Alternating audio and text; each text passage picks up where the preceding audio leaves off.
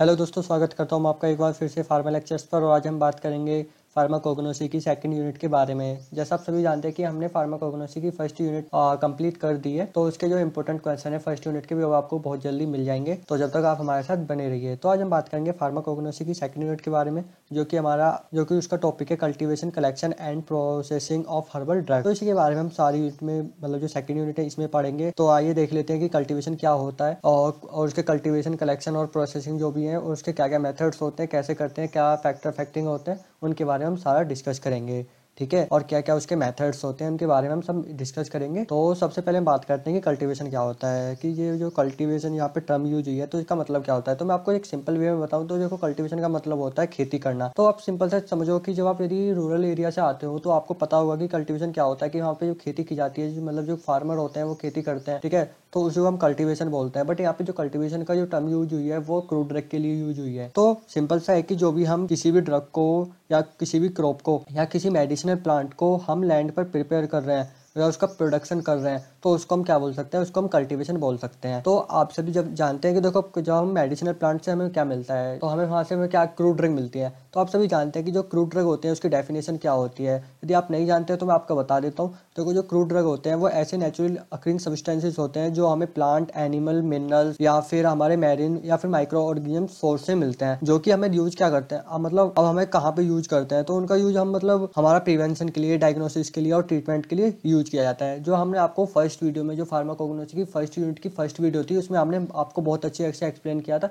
तो प्लीज़ यदि आपने वो वीडियो नहीं देखी है तो आप प्लीज़ जाके उसको देखिए। तो हम बात करते हैं इसके कल्टीवेशन के बारे में। हमें डिस्कस कर लिया, हम बात करेंगे इसके एडवांटेज के बारे में कि इसके एडवांटेज क्या क्या हो सकते हैं। तो देखो, सिंपल सा एडवांटेज है। देखो, सबसे बड़ा इसका एडवांटेज यही है कि जो हमें कल्टीवेशन के बाद हमें जो प्लांट मिलते हैं वो डिजीज फ्री होते हैं। सबसे बड़ा एडवांटेज इसका यही है कल्टीवेशन का। और हम कह सकते हैं कि जो हमारी क्वालिटी और प्योरिटी होती है मेडिसिनल प्लांट की, वो भी काफ़ी अच्छी हो जाती है, काफ़ी हम इनसे इंश्योर हो जाते हैं। अब क्वालिटी और प्योरिटी के बारे में आप जानते हो कि देखो, प्योरिटी के टाइम पर वीड जब हम प्योरिटी करते हैं तो प्योरिटी के टाइम पर जो वीड होते हैं, जो खरपतवार होते हैं, उनको हम रिमूव कर देते हैं। ठीक है, और क्वालिटी तो इसकी इंप्रूव होती ही रहती है। ऐसे ही यहाँ पे और जैसे कुछ एग्जाम्पल है, जैसे जिंजर और टर्मेरिक। ठीक है, और यहाँ पे हमारे जो ऑपरेशंस होते हैं, कुछ हम कल्टीवेशन करते हैं किसी क्रूड ड्रग का जो हाईली ऑब्टेन होते हैं, तो हम उनको यूनिफॉर्मिलिटी कर लेते हैं, जो मेंटेन कर लेते हैं। ठीक है, ऑल ऑपरेशंस में।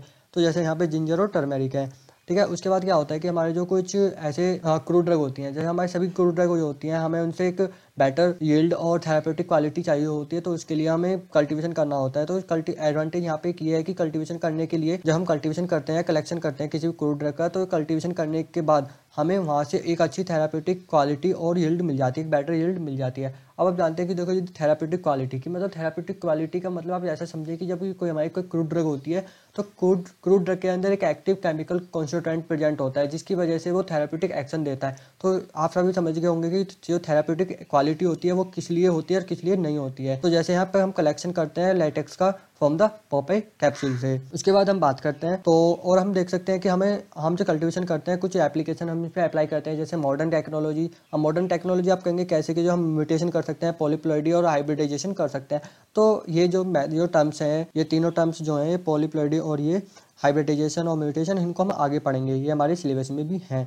ठीक है, और ये कल्टीवेशन क्या करता है कि हमें रेगुलर सप्लाई देता है किसी भी क्रूड ड्रग का या भी जो भी हमारी क्रॉप है। और उसमें क्या करते हैं कि जो जो कल्टीवेशन है वो क्रॉप की प्लानिंग के लिए यूज़ किया जाएगा। ठीक है, तो हम आगे बात करेंगे। और इंडस्ट्रियलाइजेशन होता है, उस पर भी हमें यूज़ किया जाता है, कल्टीवेशन। तो इंडस्ट्रियलाइजेशन देखो, जब कल्टीवेशन हो जाता है तो हमें जब इंडस्ट्रियल लेवल पे हमें कोई क्रूड ड्रग चाहिए होती है, तो हमें उसको उसकी क्वालिटी, प्योरिटी सबको मेंटेन करना होता है ना। तो इसलिए यहाँ पे हमें ये कल्टीवेशन के कुछ एडवांटेज हो गए, इंडस्ट्रियलाइजेशन पे भी इसका एडवांटेज है। अब उसके बाद करते हैं हम डिसएडवांटेज ऑफ कल्टीवेशन। तो देखो, सिंपल सी चीज़ है कि जब हम किसी खेती करते हैं, किसी भी फसल की, कोई भी क्रॉप हो गई, तो उसका भी हम खेती करते हैं, उसको हम कल्टीवेट करते हैं। तो देखो, सिंपल सा फंडा ये है, हमें उसको ग्रो करने के लिए क्रॉप को, तो सबसे पहले हमें देखो उसमें लागत लगानी पड़ेगी। लागत लगाने के लिए हमें हाई कॉस्ट की जरूरत होगी।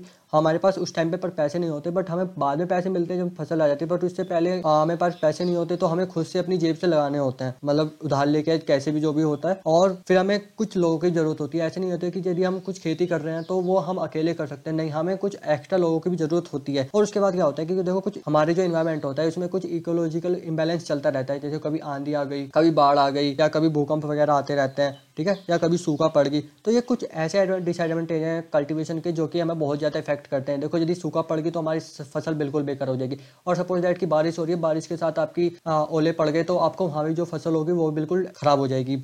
ऐसे ही यदि आपको भूकंप आ गया या फिर बाढ़ आ गई तो आपकी फसल इन रेयर केसेस में क्या होता है कि ख़राब ही हो जाती है।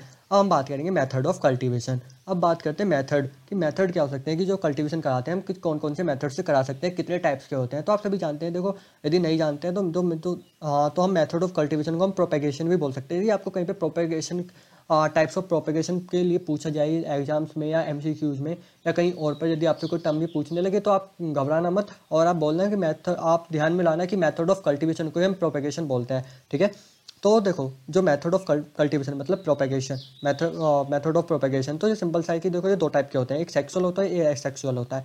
अब सेक्सुअल और एसेक्सुअल में क्या डिफरेंस होता है? तो जो सेक्सुअल मेथड होते हैं, जो सेक्सुअल मेथड होता है हम सीड प्रोपेगेशन बोलते हैं। ठीक है, अब सीड प्रोपेगेशन बोलते हैं। सबसे पहले हम जानेंगे कि प्रोपेगेशन क्या होता है, कि जो हमने यहाँ पे टर्म यूज किया है कि प्रोपेगेशन क्या होता है कि मगर किसी प्लांट को हम किसी नए प्लांट को ग्रो करवा रहे हैं।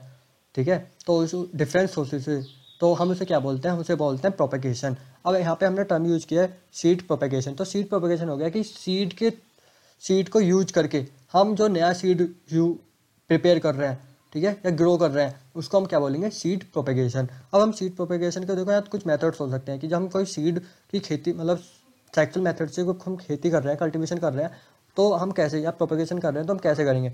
तो इसमें दो मेथड हैं, एक ब्रॉडकास्टिंग कर सकते हैं और एक डिबलिंग कर सकते हैं। देखो ब्रॉडकास्टिंग क्या होता है कि जो हमारे सीड होते हैं वो काफ़ी बहुत पतले पतले भी होते हैं। मतलब यदि हम उनको चाहें कि हम डिबलिंग मेथड से थ्रू कर दें तो हम नहीं हो सकता। तो हमको क्या करते हैं, हमको स्पीड कर देते हैं। खेत में जो हमारा फील्ड होता है हम उसमें क्या करते हैं कि हम उसको जोतते हैं और जोतने के बाद हम उसमें बिखेर देते हैं। तो जो प्लांट होते हैं तो वो अच्छे से उगाते हैं। ठीक है, यदि आप ग्रामीण क्षेत्र से यदि आप बिलोंग करते हैं तो आपको बहुत अच्छे से पता होगा कि ब्रॉडकास्टिंग कैसे करते हैं और डिबलिंग कैसे करते हैं। ठीक है, उसके बाद तो हमारे देखो ब्रॉडकास्टिंग है। तो ब्रॉडकास्टिंग में जैसे आपने यदि आपको पता हो कि बंगा, तो बंगा का पेड़ को हम डिबलिंग के थ्रू नहीं कर सकते, तो बंगा को हम बिखेर देते हैं खेत में, हम खेत को जोत के बिखेर देते हैं तो हो जाता है। ऐसे ही हमारे कुछ जैसे एग्जाम्पल है जैसे इसबगोल का और लिनसीड का। तो इसके बहुत छोटे बीज होते हैं तो उनको हम क्या करते हैं कि जो हमारा फील्ड होता है उसमें हम बिखेर देते हैं, मतलब कि scattering of extremity small seeds. ठीक है, स्कैटर कर देते हैं। उसके बाद आता है डिबलिंग। डिबलिंग क्या होता है कि डिबलिंग क्या होता है कि जो एक एक सीड को हम एक होल करते हैं। ठीक है, और होल करने के बाद हम उसको क्या करते हैं, उसमें डाल देते हैं, तो जो बीज होता है वो आ जाता है। जैसे पपाया और कास्टर। देखो पपाया का सीड तो आपने देखा होगा, आई थिंक कास्टर का नहीं देखा होगा, बट पपाया का जरूर देखा होगा। पपाया का इतना बड़ा सीड होता है कि वो हमारे हाथ में इजीली आ जाता है। तो हम उसके लिए क्या करते हैं कि जब हम उसे बोते हैं तो बोने के लिए हम क्या करते हैं कि एक लार्ज साइड मतलब एक गड्ढा खोदते हैं, मतलब एक छोटा सा गड्ढा खोदते हैं और उसमें हम डाल देते हैं। तो उससे हमारे जो हमारा जो हमारी क्रॉप होती है वो अच्छे से जम जाती है और वो काफ़ी अच्छे से जम जाती है। तो ठीक है, और एडवांटेज की बात करें कि जो एडवांटेज और डिसएडवांटेज क्या क्या हो सकते हैं, कि जो सिंपल सा है कि जो इसके डिसएडवांटेज तो यही होंगे कि मतलब पहले हम इसकी बात करेंगे एडवांटेज के बारे में। तो एडवांटेज तो इसके यही होंगे कि ये एक ईजिली मतलब हमें इससे जल्दी से जल्दी फसल मिल रही है। ठीक है, और ये एक काफ़ी चीप मेथड है कि हमें ज़्यादा लोगों की ज़रूरत नहीं पड़ती, बट हाँ कुछ लोगों की पड़ती है बट ज़्यादा की भी नहीं पड़ती। उसके बाद क्या कर देंगे, जो वहाँ पे हमारी जो प्लानिंग होती है खेतों की या उसको, या फिर हम कुछ ऐसे होते हैं ना जिनको हम एसेक्सुअल मेथड के थ्रू ग्रो नहीं कर सकते, तो उसके लिए हम इनको यूज कर सकते हैं सेक्सुअल मेथड को, या ये हमारा जो सीड प्रोपेगेशन का मेथड है। ठीक है, उसके बाद हम बात करेंगे डिसएडवांटेज क्या हो सकते हैं। देखो इसमें ना पैसा बहुत लगता है। जब हम किसी भी सीड को ग्रो कराते हैं तो उसके लिए हमें पैसा बहुत लगता है। तो उसमें हम क्या करते हैं कि जो हमारी यूनिफॉर्मिटी होती है वो भी काफ़ी प्योर होती है, पुअर होती है, और यील्ड भी हमारी जो सीडलिंग होती है मतलब बोने में वो ख़राब भी हो जाते हैं। मोस्ट ऑफ टाइम क्या होता है कि ख़राब हो जाते हैं, but in the rare cases में जमते भी नहीं है। तो कुछ ऐसे रेयर केसेस भी होते हैं जिसमें डिसएडवांटेज हो सकते हैं, मतलब हमने पैसा भी बहुत लगाया बट हमें उससे रिजल्ट नहीं मिला जो हमें चाहिए होता था। ये एसेक्सुअल मेथड। तो इसमें हम बात करें एसेक्सुअल मेथड होता है देखो वेजिटेटिव प्रोपेगेशन। ठीक है, तो जैसे हम सेक्सुअल मेथड में जाना कि जो क्या होता है, जैसे सीड प्रोपेगेशन के थ्रू करते हैं, तो इसमें हम करते हैं वेजिटेटिव प्रोपेगेशन के थ्रू। तो वेजिटेटिव प्रोपेगेशन होता है उसको हम स्टीम रूट के थ्रू करते हैं, जैसे हम आगे भी पढ़ेंगे। ठीक है, इन तीनों पॉइंट में। तो गाइस जो नेचुरल होता है, देखो यहाँ पे हम एसेक्सुअल मेथड में पढ़ेंगे सबसे पहले नेचुरल, उसके बाद आर्टिफिशियल, उसके बाद टिश्यू कल्चर। तो गाइस यदि आप इतना पेपर में लिख सकते हैं तो वो काफ़ी बहुत अच्छा रहेगा। ठीक है, तो सबसे पहले हम देखते हैं कि जो नेचुरल, तो हम नेचुरल के थ्रू देखो जैसे गार्लिक होता है, यहाँ पे कुछ एग्जांपल्स हैं ये वाले। देखो जो गार्लिक होता है, गार्लिक को हम बल्ब्स के थ्रू ग्रो करा सकते हैं। एकोनाइट जो होता है उसको हम ट्यूबर्स के थ्रू ग्रो कराते हैं। जैसे जो एलोई होता है, एलोई के जो ऑब्सेट्स होते हैं उनके थ्रू हम ग्रो करा सकते हैं। जो सैफरन होता है, सैफरन का जो कॉम्स होता है उसके थ्रू हम इसको ग्रो करा सकते हैं। ऐसी जिंगर की राइजोम्स होती है उसको बो देते हैं, तो उससे हमारी जो फसल होती है, जो क्रॉप होती है, वो आसानी से जम जाती है। ऐसे बनाना का जो रूट और सक्सेस होते हैं उसके थ्रू हम अपनी जो नेचुरल मेथड के मतलब नेचुरल वे में उसको हम ग्रो कर सकते हैं। ऐसी लाइको राइस होता है, इसको जो जो लाइको राइस होते हैं उसका स्टोलोन्स को यूज किया जाता है। ऐसे ही हमारे पास यहाँ पे कुछ आर्टिफिशियल मेथड होते हैं। मतलब आर्टिफिशियल मेथड में ऐसे कि सपोज दैट कि आपके पास कोई वो नहीं जमा, मतलब आप नेचुरल वे में उसको नहीं कर सकते, तो आप क्या करेंगे, यहाँ पे आप आर्टिफिशियल अप्लाई करेंगे। अब वो कैसे करेंगे, जैसे कटिंग। आप कोई प्लांट लेंगे, मतलब कोई फ्लावर वगैरह या जो भी कोई क्रूट होगी, उसको क्या करेंगे, कटिंग, लेयरिंग और ग्राफ्टिंग के थ्रू कर सकते हैं। तो गाइस यदि आप इनकी डेफिनेशन जानते हैं तो प्लीज़ मेरे को बताना, नहीं जानते हैं तो आप प्लीज़ जब भी बताना, तो मैं आपको एक शॉर्ट वीडियो में आपको बता दूंगा कटिंग, लेयरिंग और ग्राफ्टिंग कैसे करते हैं, कैसे नहीं करते हैं, वो सब आपको एक शॉर्ट वीडियो में मिल जाएगा। तो देखो कटिंग, कटिंग में जैसे रोज और ब्राह्मी, तो रोज और ब्राह्मी का आपने रोज का तो देखा ही होगा, रोज का आपने प्लांट देखा होगा, तो उसमें हम कटिंग, तो जैसे उसकी जो स्टीम होती है, मतलब जो टहनी होती है, उसको हम काट देते हैं और काट के उसको हम जब सोइल में लगा देते हैं तो वो ग्रो करना स्टार्ट कर देती है। ठीक है। ऐसी ही लेमन, लेमन में लेयरिंग, तो हम लेमन को क्या करते हैं कि जब लेयरिंग मतलब उसके जो लेयर को काट के और उस पर दूसरे मतलब एक और टहनी लगा देते हैं तो वो ग्रो करना स्टार्ट कर देती हैं। ठीक है।